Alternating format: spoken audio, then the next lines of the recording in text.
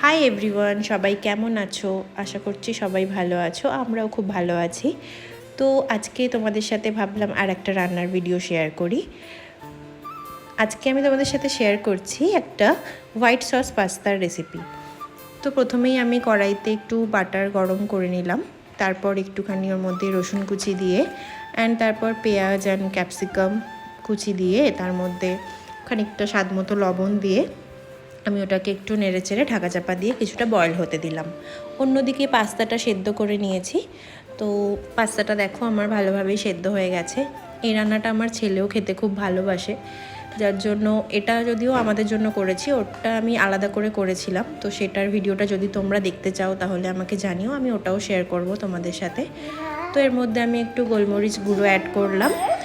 এরপর সবজিটা একটু ফ্রাইড মতো হয়ে এলে আমি ওগুলোকে তুলে রেখে দিলাম। দেন সেম কড়াইতেই আবার একটু বাটার দিয়ে ওতে আমি একটু ময়দা মিক্স করেছি। তো তোমরা চাইলে এখানে আটাও দিতে পারো, আমরা অন্যদিন আটা দিয়েই খাই, কারণ হচ্ছে ময়দাটা আমরা অ্যাভয়েডই করি। তো ভিডিও বানাবো বলে সেদিনকে একটু ময়দা দিয়েই করেছিলাম।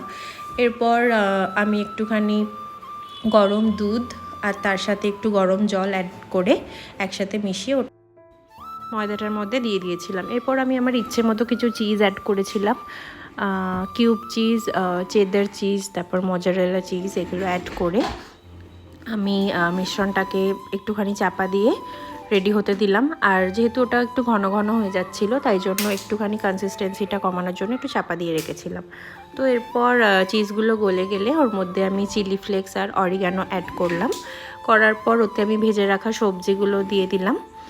তারপর আর কি সবটা একসাথে মিশিয়ে এরপর ওর মধ্যে আমি দিয়ে দেবো পাস্তা, সেদ্ধ করে রাখা পাস্তাগুলো।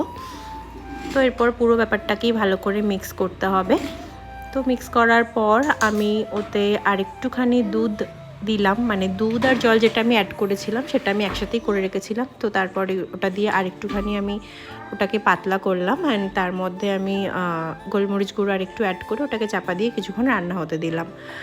তো এরপর এইভাবেই পাস্তাটা মোটামুটি রেডি হয়ে গেল। লাস্টে আমি আরেকটু চিলি ফ্লেক্স আর অরিগানো অ্যাড করেছিলাম, আর আমার মনে হচ্ছিলো চিজটা একটু কম, তো এক্সট্রা আরেকটু চিজ অ্যাড করে দিয়েছিলাম। তো যেদিন আমরা হোয়াইট সস পাস্তা খাই তো এভাবেই একটুখানি ওভারলোডের চিজ দিয়ে খেতেই ভালো লাগে, না হলে ব্যাপারটা ঠিক টেস্টি ইয়াম্মি লাগে না।